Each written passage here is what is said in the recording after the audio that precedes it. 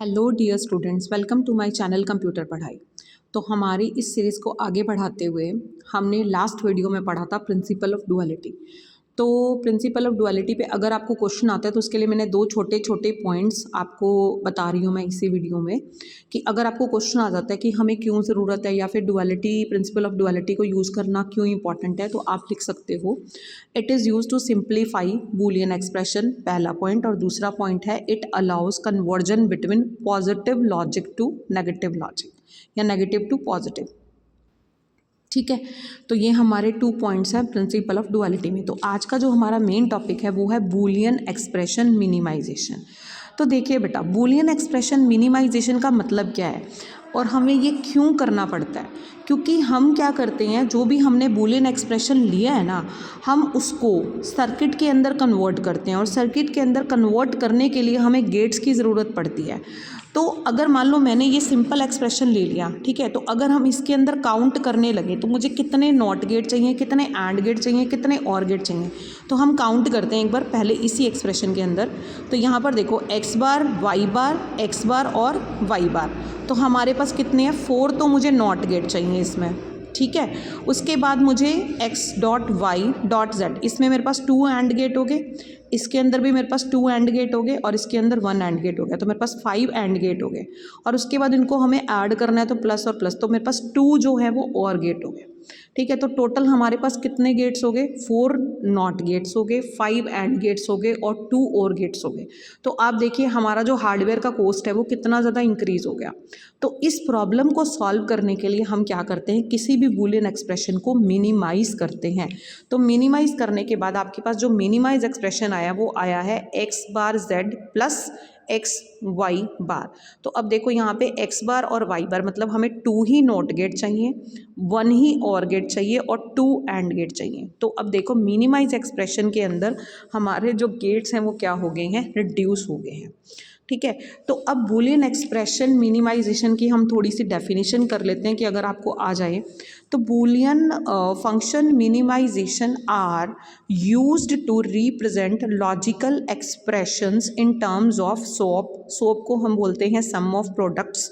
तो यहाँ पर मैंने लिखा है सम ऑफ मिन टर्म्स, क्योंकि ये जो सोप फॉर्म में जितनी भी टर्म्स होते हैं उनको हम मिन टर्म्स बोलते हैं। और दूसरा है पोज फॉर्म यानी कि प्रोडक्ट ऑफ सम्स, तो इनको हम प्रोडक्ट ऑफ मैक्स टर्म्स भी बोलते हैं। ठीक है, तो लॉजिकल एक्सप्रेशन को रिप्रेजेंट करने के लिए मिनिमम टर्म्स के अंदर हम बूलियन एक्सप्रेशन मिनिमाइजेशन मेथड को यूज़ करते हैं। तो उसका जो सबसे पहला मेथड है, ठीक है, तो सबसे पहला मेथड है वो मेथड है हमारे पास method to minimize Boolean function. ठीक है, तो सबसे पहला मेथड है हमारे पास बूलियन अलजेब्रा। ठीक है, तो इसके लिए मैं आपको एक स्पेशल वीडियो भी दूंगी इसी के ऊपर, बूलियन अलजेब्रा के ऊपर, पर हम एक बार जो इंपॉर्टेंट चीज़ है हम उसको एक बार गो थ्रू कर लेते हैं। तो बूलियन अलजेब्रा के अंदर बेटा कुछ भी नहीं है, सिर्फ हमारे लॉज आते हैं।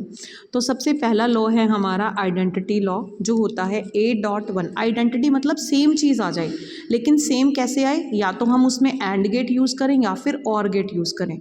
तो बूलियन अलजेब्रा के जितने भी लॉज हम लोग, ठीक है, क्या करते हैं, यूज़ करते हैं, उसमें हम गेट्स जो यूज़ करते हैं वो एंड और नॉट करते हैं। आप इनको गेट्स बोल लीजिए, आप इनको ऑपरेशंस बोल लीजिए, तो हम इसमें यही यूज़ करते हैं। तो आइडेंटिटी का मतलब है कि वो सेम, जो भी आपका वेरिएबल है वो सेम आ जाए। ठीक है, तो अब देखो A.1 इक्वल टू A और A+0 इक्वल टू A। ठीक है, तो ये और गेट है और ये एंड गेट है। ठीक है, नेक्स्ट है हमारे पास, हम इसको बोलते हैं नल लॉ। ठीक है, तो नल लॉ का मतलब वैल्यू हमारी नल आ जाए, ठीक है, या फिर हमारी मतलब वो वाली वैल्यू आए जिसमें वेरिएबल ना हो, तो उसको हम नल लॉ बोल देते हैं। तो that is A.0 equal to 0 और A+1 इक्वल टू 1 या फिर A और 1 इक्वल टू 1। मैंने आपको बोला था किसी भी एक्सप्रेशन के अंदर अगर हम 1 को ऐड करेंगे तो it will be equal to 1। Next आ गया हमारे पास आइडेम्पोटेंट लॉ। आइडेम्पोटेंट लॉ हमें क्या कहता है कि हमें वो सेम क्या चाहिए, सेम ही हमारा वेरिएबल आ जाए। तो A dot A equal to A और A plus A equal to A.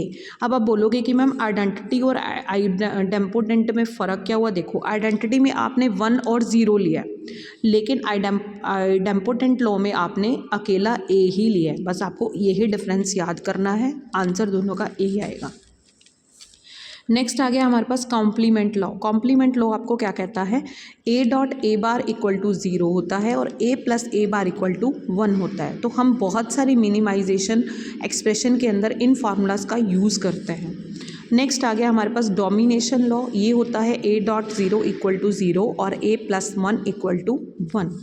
Next होता है हमारे पास डबल नेगेशन लॉ। इसके अंदर होता है ए बार का bar equal to A. Next है आपके पास sorry distributive law. Distributive law देखो डिस्ट्रीब्यूशन हो जाता है। इसके अंदर क्या है, A dot B plus C equal to A dot B plus A dot C. Next है हमारे पास डी मॉर्गन लॉ। ये बहुत very very very very important law. तो ये क्या है आपका पहला लॉ, आपको क्या कहता है, ए डॉट बी का बार जो है वो इक्वल हो जाता है A bar plus B bar. तो जब हमने गेट्स की इम्प्लीमेंटेशन करी है वहाँ पे हमने डी मॉर्गन लॉ का बहुत यूज़ करा है। A bar plus B bar होता है और ए प्लस बी का कंप्लीट बार जो होता है वो इक्वल टू होता है A bar dot B bar.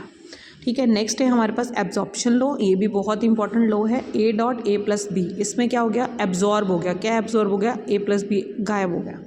ठीक है, अगर आप इसको वैसे भी देखना चाहते हैं आप इसको सॉल्व कर लो, A dot A plus A B करके।